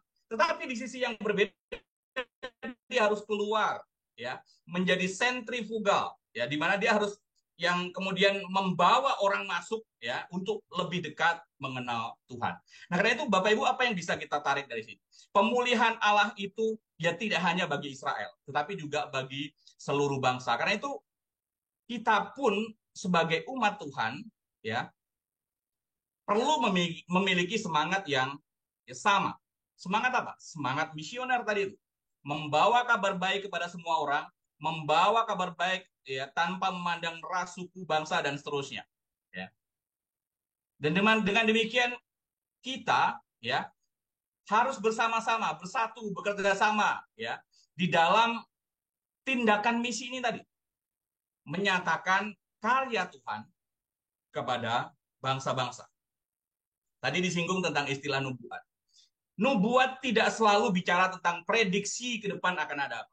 Tetapi nubuat secara substansial itu bicara tentang menyatakan kehendak Bapa, menyatakan kehendak Tuhan, menyatakan keinginan Tuhan, menyatakan maksud daripada Tuhan. Di dalam konteks ini, ketika kita menyampaikan firman, itu pun adalah bagian dari menyatakan kehendak Tuhan. Menyatakan firman Tuhan. Nah, di dalam bicara tentang nubuat, tidak selalu yang memprediksi nanti akan terjadi apa. Tetapi ketika menyampaikan firman seperti ini, kita berkhotbah, ya, itu pun bagian dari nubuat secara substansi. Ya. Nah, untuk itulah ya tidak bisa kemudian memecahkan menyempitkan istilah nubuat hanya bicara tentang prediksi sesuatu yang akan datang. Lalu yang selanjutnya, bicara tentang pemulihan. Pemulihan itu juga bersifat, kalau saya memahami, transformasional, ya, transformatif, mentransformasi orang, ya. Tadi itu lagi-lagi dari nabi kepada orang biasa, dari monopoli jabatan nabi, ya, hanya jabatan nabi saja yang mendapat monopoli pesan dari Tuhan. Lalu kemudian ini berubah menjadi fungsi. Dari jabatan nabi berubah menjadi fungsi. Fungsi apa? Fungsi kenabian. Ya, fungsi kenabian itu apa? Ya, dia termasuk menyuarakan firman Tuhan, dia menyuarakan kebenaran Tuhan, dia menyampaikan kehendak Tuhan. Itu adalah fungsi nabi. Dan fungsi ini bukan hanya menjadi monopoli bagi para nabi. Sekarang sudah meluas, berkembang menjadi ya fungsi kita sebagai orang percaya. Ya. Dan fungsi ini bermakna transformatif. Ya, mentransformasikan orang. Ya. Nah, karena itu pemulihan itu adalah sesuatu hal yang luar biasa yang dinyatakan oleh Yoel. Dengan demikian, jemaat pun harus memahami fungsi ini dan menjalankan di dalam kehidupannya untuk mentransformasi, menjalankan fungsi kenabian, ya, bukan jabatannya. Jadi tidak ada lagi kemudian Nabi Slamet Wiono secara jabatan, ya, bukan. Tetapi menjalankan fungsi suara kenabian, ya, yang sedang saya lakukan inilah menjalankan fungsi suara kenabian. Ya, ketika kita sedang kemudian menyampaikan penginjilan kepada orang, itu sedang menjalankan fungsi kenabian, ya, kira-kira seperti itu. Nah, selanjutnya kita melihat hari Tuhan yang kedua. Tetapi jangan lupa, di sebelumnya ada hari Tuhan itu bermakna pemulihan, sekarang bergeser, hari Tuhan itu juga kemudian membawa ketakutan. Ya, hari Tuhan membawa ketakutan. Karena itu hari Tuhan itu bermakna multidimensi. Ya, bukan hanya dimensi pemulihan, tetapi ada dimensi kedahsyatan dan ketakutan. Bahkan nanti ada dimensi yang berikutnya. Dan ini bukan hanya Yoel saja yang memberikan gambaran seperti ini. Nabi-nabi yang lain pun seperti itu. Ya, Bapak Ibu boleh searching menggali nabi-nabi yang kemudian menggambarkan hari Tuhan itu bukan hanya bicara tentang sesuatu yang sifatnya menakutkan, tapi juga ada pemulihan tadi. Bukan hanya sesuatu yang menyenangkan bagi umat Tuhan, tapi juga ada penghakiman dan seterusnya. Karena itulah kalau kita Pak Tong seringkali mengkritisi, ya, hari ini harinya Tuhan, mari kita bersukaria, dan seterusnya itu. Bukan itu, bukan. Lagu sekolah minggu. Hari Selasa harinya Tuhan, hari Minggu, bukan hari itu yang dimaksudkan. Tapi hari Tuhan adalah hari yang bermakna eskatologis tadi itu, ya, yang bermakna penghakiman, bermakna pemulihan, dan seterusnya. Nah, Bapak Ibu, hari Tuhan juga membawa ketakutan. Ya, ketakutan seperti apa? Ya, memunculkan perasaan takut. Hari Tuhan bukan saja bermakna pemulihan, tetapi membawa kengerian bagi orang. Tapi juga di sisi berbeda, membawa ketakziman bagi orang. Membawa keagungan Tuhan yang membuat dia menjadi getar di hadapan Tuhan. Ya, ketika Tuhan mengungkapkan kuasanya, ketika Tuhan menunjukkan proses penghakimannya, nah itulah kegentaran itu ditunjukkan. Ya. Nah, dengan demikian, ketakutan itu, kenapa sih kok kemudian dipandang bahwa hari Tuhan itu membawa ketakutan? Karena hari Tuhan itu membawa kematian. Ya. Sekali lagi, hari Tuhan itu kenapa ditakuti, membawa ketakutan? Tetapi karena di dalam hari Tuhan yang menakutkan tadi itu ada kematian di sana. Ya. Tuhan disebutkan, Tuhan menyatakan mujizatnya. Ya, tadi ada istilah mujizat. Ya, mujizat di beberapa terjemahan itu bukan berkonotasi sesuatu yang sifatnya positif dalam artian, oh kalau kemudian orang sakit menjadi sembuh, lalu kemudian 5 roti 2 ikan. Ya, untuk menyatakan sesuatu keajaiban Tuhan gitu. Tetapi mujizat yang di sini sebenarnya lebih kepada tanda-tanda ajaib, ya. Lebih kepada tanda-tanda ajaib. Di mana? Di bumi. Ada apa? Ditandai dengan banyaknya kematian, disitir dengan istilah apa? Darah. ya, ada darah di mana-mana. Ya, itu sebagai bagian dari kematian karena itu membawa ya ketakutan. Ya. Hari Tuhan membawa ketakutan. Lalu kemudian ada apa? Ada yang disitir adalah istilah api di sana. Ya, aku akan mengadakan mujizat-mujizat di langit dan di bumi, darah dan api, gumpalan-gumpalan asap. Matahari akan berubah menjadi gelap gulita, bulan menjadi darah, sebelum datangnya hari Tuhan yang hebat, dahsyat itu. Ada darah disinggung, ada api disinggung. Nah, seperti kita tahu, bicara tentang api seringkali bermakna dua. Pertama adalah bicara tentang pemusnahan. Kalau itu kemudian ranting, kering, dan seterusnya, ya dia akan hangus begitu saja. Tetapi juga bermakna pemurnian. Nah, itulah yang terjadi di hari Tuhan nanti. Ya, di hari Tuhan. Banyak kematian, kemudian banyak pemusnahan, banyak pemurnian, banyak kengerian di sana. Nah, karena itu bukan hanya membawa kematian saja, tetapi juga membawa kehancuran. Di langit ditunjukkan ya tentang perubahan fungsi dari benda penerang. Ya, matahari yang harusnya bersinar terang, bulan yang harusnya bersinar terang, matahari menjadi gelap gulita. Ya, ini malfungsi atau disfungsi. Ya, kira-kira begitu. Lalu kemudian bulan menjadi darah dan seterusnya. Ya. Bapak Ibu, saya memandang ini sebagai sesuatu yang memang gambaran betapa ketakutannya, betapa kengeriannya, ya, betapa mengerikannya, betapa mencekamnya hari itu. Saya melihatnya seperti itu. Kalau tadi disinggung tentang bahwa itu sudah digenapi. Oke, saya melihat ini lebih kepada multidimensi, ya. Mungkin terjadi di peristiwa Yesus disalibkan, gitu. Tetapi jangan lupa, ini diulang berkali-kali untuk menggambarkan hal tersebut. Nanti di pasal 3 pun diulang lagi, bicara tentang matahari menjadi gelap gulita dan terusnya. Untuk apa? Menggambarkan sebuah kengerian, ya, menggambarkan sebuah kengerian hari Tuhan itu, ya. Kalau matahari gelap gulita, maka ia akan mengalami kegelapan yang sangat total, bahkan di siang hari. Ya, bayangkan seperti apa yang ada. Ya, suhu bumi akan turun, terus kemudian secara drastis kehilangan ya paparan sinar matahari, radiasi tidak mendapatkan, lalu kemudian belum lagi bicara kerusakan lingkungan, belum lagi yang membawa kepada kematian dan seterusnya dan seterusnya. Nah, Bapak Ibu yang terkasih dalam Tuhan, belum lagi gambaran yang ditunjukkan tentang bulan yang berwarna merah. Oke, di beberapa tempat, misalnya di Wahyu 6 ayat 12, itu menunjukkan tentang gerhana bulan. Tetapi saya membayangkan itu pasti bukan sekedar gerhana bulan, tetapi adalah sesuatu yang sangat mengerikan, malam yang harusnya terang itu muncul, tapi lalu kemudian menjadi gelap dan berkemerah-merahan. Jadi suasana yang digambarkan sebagai mencekam tadi itu, ya. Matius 24 ayat 29 menggambarkan hal ini. Jadi ini bukan bicara tentang sesuatu yang sudah dipenuhi, tapi juga masih menggambarkan, ya, multidimensional tadi itu, menggambarkan sifatnya yang eskatologis. Matius 24 ayat 29, segera sesudah siksaan pada masa itu, matahari akan gelap. Itu merujuk kepada eskatologis. Lalu kemudian bulan tidak bercahaya, merujuk kepada tadi itu bulan yang menjadi warna merah, ya, gerhana bulan tadi. Lalu kemudian bintang-bintang akan berjatuhan dari langit. Lalu kemudian kuasa-kuasa langit akan goncang dan seterusnya. Nah, makanya saya melihat ini sebagai bermakna eskatologis. Nah, betapa mengerikannya hari Tuhan itu, ya, betapa mengerikannya hari itu. Dan lebih parahnya lagi, lebih menakutkannya lagi, rupanya disampaikan di ayat berikutnya, fenomena yang menakutkan ini rupanya baru introduksi, ya, rupanya baru pengantar, ya, terjadi sebelum datangnya hari Tuhan itu.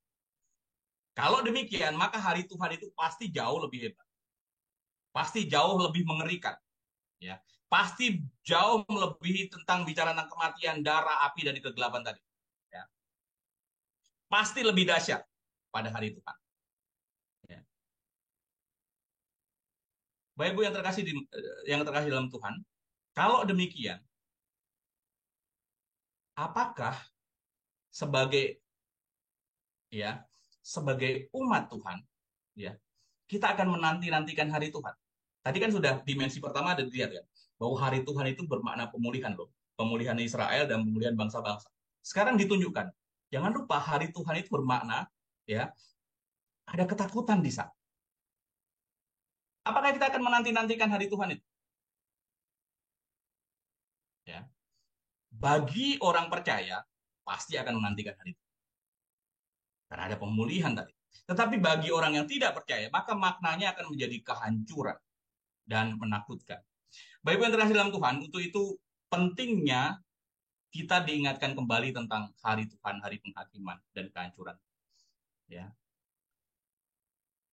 Walaupun Tuhan akan menyelamatkan orang-orang yang percaya, yang akan disinggung bagian selanjutnya, tetapi ya kengerian itu pun harusnya bisa membuat kita gentar. Betapa takutnya orang yang kemudian tidak diselamatkan oleh Tuhan. Ya. Karena itu betapa pentingnya berpengharapan kepada Tuhan. Dan itu satu-satunya jalan. Apakah umat Tuhan akan mengalami hal itu hari itu? Ya. Apakah umat Tuhan akan mengalami sesuatu yang mengerikan tadi itu? Lagi-lagi, orang boleh takut kepada hari Tuhan, ya. Apabila catatannya, kalau orang ini bukan orang yang dipanggil oleh Tuhan, silakan takut. Tetapi bagi orang yang dipanggil Tuhan, ya tidak perlu takut. Ya, ayat 32. Dan barang siapa yang berseru kepada nama Tuhan akan diselamatkan. Sebab di Gunung Sion dan Yerusalem akan ada keselamatan seperti yang telah difirmankan Tuhan. Dan setiap orang yang dipanggil Tuhan setiap orang yang dipanggil Tuhan akan termasuk orang-orang yang terlepas. Orang yang mampu berseru kepada Tuhan. Siapa yang mampu? Kalau bukan orang yang mendapat anugerah daripada Tuhan untuk boleh berseru. Siapa orang yang mampu? Siapa orang pilihan itu? Orang yang senantiasa memelihara persekutuan dengan Tuhan. Orang yang senantiasa beribadah kepada Tuhan. Dari mana kita tahu? Itu di Gunung Sion dan Yerusalem akan diselamatkan. Gunung Sion dan Yerusalem itu simbol identitas dari Israel. Di mana itu adalah dua tempat di mana orang berdoa, memuji Allah, berkumpul sebagai suatu bangsa dan seterusnya. Jadi di mana ada orang yang berseru kepada Tuhan, ya, ada ibadah di sana. Di sanalah ada keselamatan. Ya. Dan jelas itu semua adalah bagian dari anugerah Tuhan kepada orang yang beribadah, ya, yang mendapat anugerah Tuhan, yang dipanggil Tuhan. Yang selamat adalah orang-orang yang dipanggil Tuhan. Dan orang yang demikian akan terlepas dari ketakutan hari Tuhan.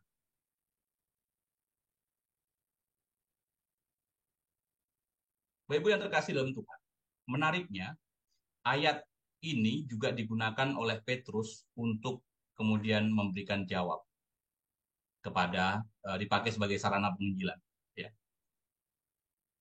Yang berseru kepada Tuhan tadi. Lalu kemudian dijawab di Kisah Para Rasul 2 ayat 21.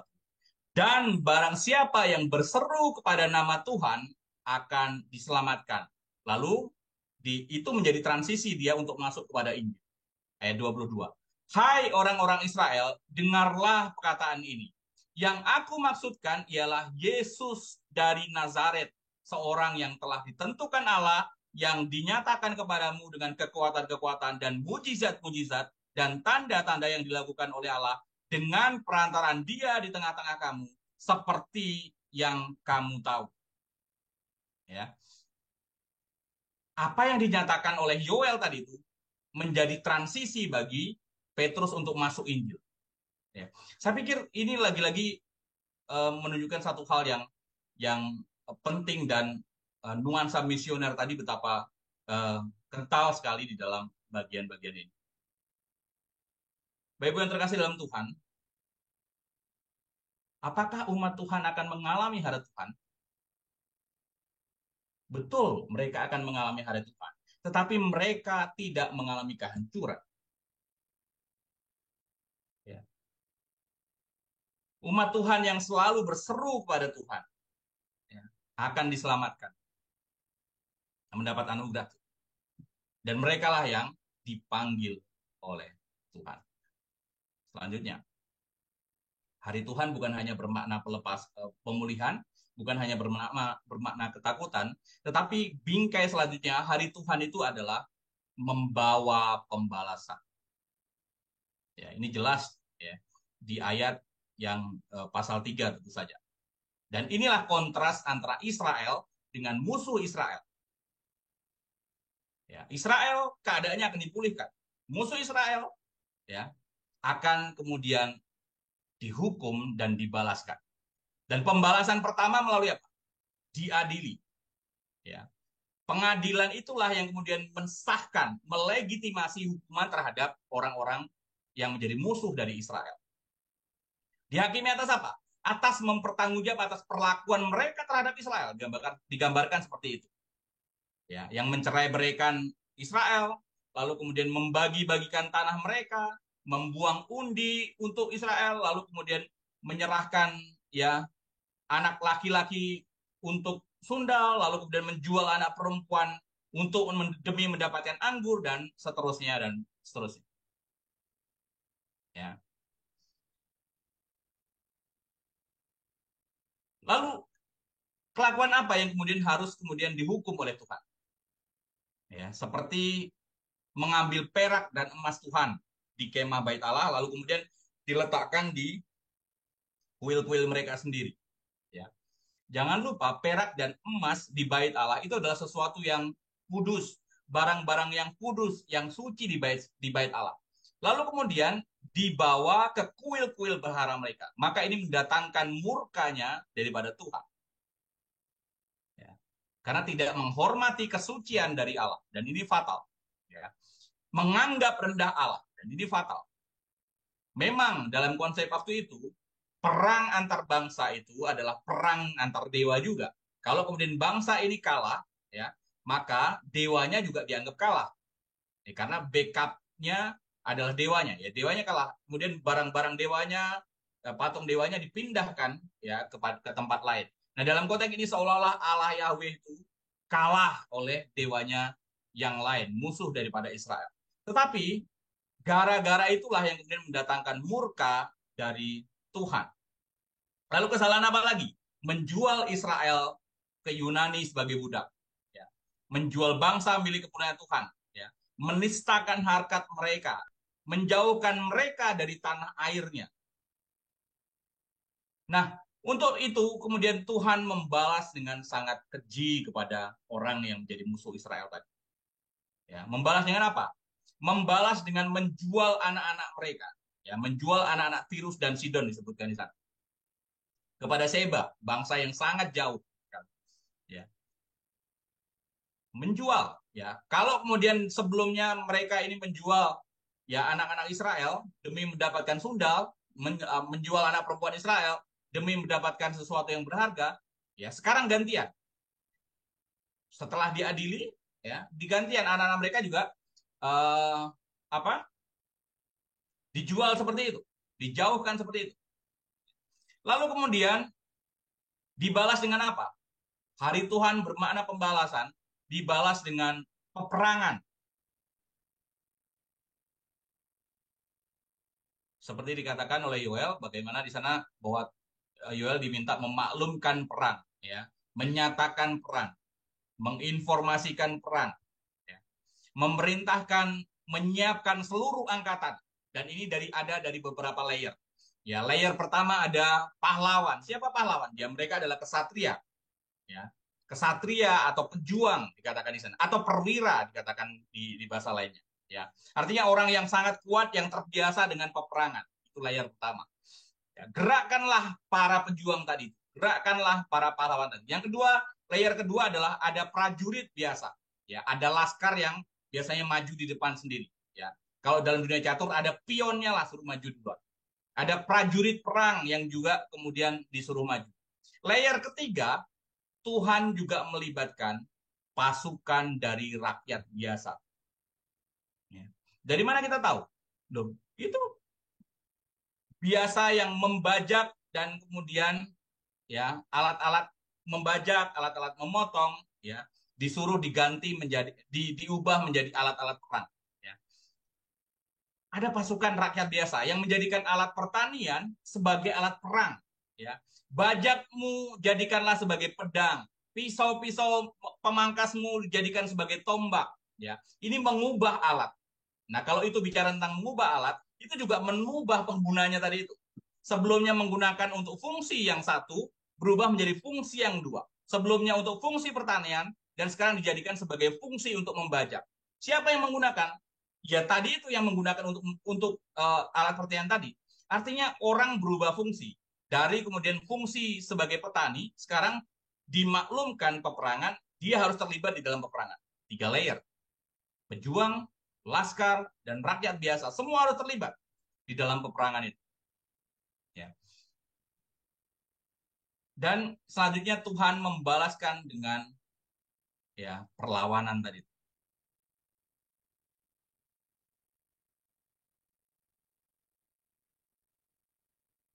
Bukan itu saja Bapak Ibu, Tuhan juga kemudian membalaskan dengan pembantaian. Dan ini yang ditunjukkan tentang betapa ngerinya. Mereka, bangsa-bangsa itu dikumpulkan di lembah Yosafat. Ya. Lembah Yosafat itulah tempat Israel berperang dulu melawan Moab dan Amon. Ya, artinya kalau kemudian orang dikumpulkan tempat Yosafat, itu siap-siap dimasukkan di arena perang lah, kira-kira begitu. Tetapi dalam Yoel kemudian itu menjadi sebuah simbol di mana tempat untuk mengadili bangsa-bangsa tadi. Bangsa-bangsa tadi kemudian dikumpulkan di situ untuk diadili. Ya, semua orang diadili. Lalu kemudian bukan itu saja, ya Tuhan kemudian mengepung mereka, ya. Setelah dikumpulkan di tengah-tengahnya, Tuhan membawa bala tentara Allah turun ke Yosafat. Ya. Tuhan menyatakan, bawalah turun, ya Tuhan pahlawan-pahlawan. Ya, itu demikian kata Yoel. Ya. Termasuk bawalah turun, ya pejuang-pejuangmu, prajurit-prajuritmu, dan orang-orang biasa tadi. Ya. Dan kemudian menggiring mereka ke Yosafat untuk apa? Dihakimi. Ya. Tetapi bukan hanya dihakimi, tapi hari itu juga menjadi hari eksekusi. Baiklah bangsa-bangsa bergerak dan maju ke lembah Yosafat, sebab di sana aku akan duduk untuk menghakimi segala bangsa dari segala penjuru. Ya. Siap memanen mereka. Ya. Bangsa yang tidak taat dengan Tuhan, itu siap dipanen. Ya. Digambarkan dengan cara memotong. Ya. Ini sudah matang. Ya. Kejahatan mereka sudah matang, siap dipotong, siap disabit. Ya. Lalu kemudian waktu mengirik itu menginjak-injak memisahkan antara batang dengan buahnya. Ya. Siap dikirik. Ya, bukan hanya dipotong tapi juga sudah dipersiapkan lah untuk penuaiannya. Penuaian apa? Penuaian atas kejahatan yang sudah matang tadi itu. Ya. Lalu digambarkan tempat wadah anggurnya sudah penuh dan kemudian menyimpan banyak kejahatan tadi itu. Memeras kejahatan banyak dan seterusnya dan seterusnya. Lalu kemudian ayat 13, ayunkanlah sabit sebab sudah masak tuayan. Mari iriklah sebab sudah penuh tempat anggur, tempat-tempat pemerasan kelimpahan sebab banyak kejahatan mereka. Menunjukkan betapa sudah penuh, sudah banyak kejahatan-kejahatan itu dan siap kemudian untuk dieksekusi karena banyaknya kejahatan mereka. Bapak Ibu, dari sini kita melihat betapa orang itu betul-betul harus menghormati kesucian Tuhan dari bagian yang kita pelajari itu. Tuhan bisa memperlakukan fatal kepada orang yang tidak menghormati kesucian Tuhan. Ya. Tidak boleh ada satupun orang yang kemudian menganggap rendah Allah.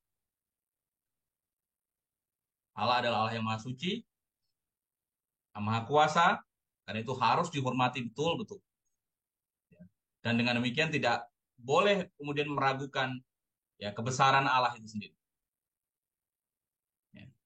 Nah, Bapak Ibu, dari 3 bagian ini kita mendapatkan satu hal yang menarik, betapa hari Tuhan itu multidimensional. Ya, Pertama, hari Tuhan itu juga bermakna pemulihan. Ya. Hari Tuhan itu bermakna ketakutan, ya, membawa ketakutan. Dan hari Tuhan itu juga membawa pembalasan. Pemulihan bukan hanya bangsa-bangsa, bukan hanya bangsa Israel, tapi juga pemulihan kepada bangsa-bangsa. Ya. Tetapi kemudian ada batasannya, ya, yang berseru kepada Dia. Yang berseru siapa? Ya, orang yang dipanggilnya pasti. Apakah yang tidak dipanggilnya bisa kemudian berseru kepada Dia? Saya yakin tidak bisa. Ya. Bapak Ibu yang terkasih dalam Tuhan, dengan demikian kita juga melihat betapa ngerinya hari Tuhan itu. Hal ini kemudian menjadi semacam awasan untuk kita. Jangan macam-macam dengan Tuhan. Jangan menyepelekan Tuhan. Jangan menyepelekan kekudusan Tuhan. Jangan menyepelekan kemahakuasaan Tuhan. Kita harus menjaga betul-betul. Ya. Karena betapa ngeri hukuman di hari Tuhan yang akan dilakukan oleh Tuhan kepada orang yang berbuat-buat demikian. Mungkin itu yang bisa saya bagikan, Pak Saud. Ya. Kiranya boleh menjadi berkat untuk kita semua. Baik. Terima kasih, Pak. Terima kasih Bapak Pendeta Selamat atas pemaparannya yang memberi pencerahan kepada kita semua yang hadir. Kiranya Bapak Pendeta Selamat senantiasa diberkati dalam pelayanan dan keluarganya.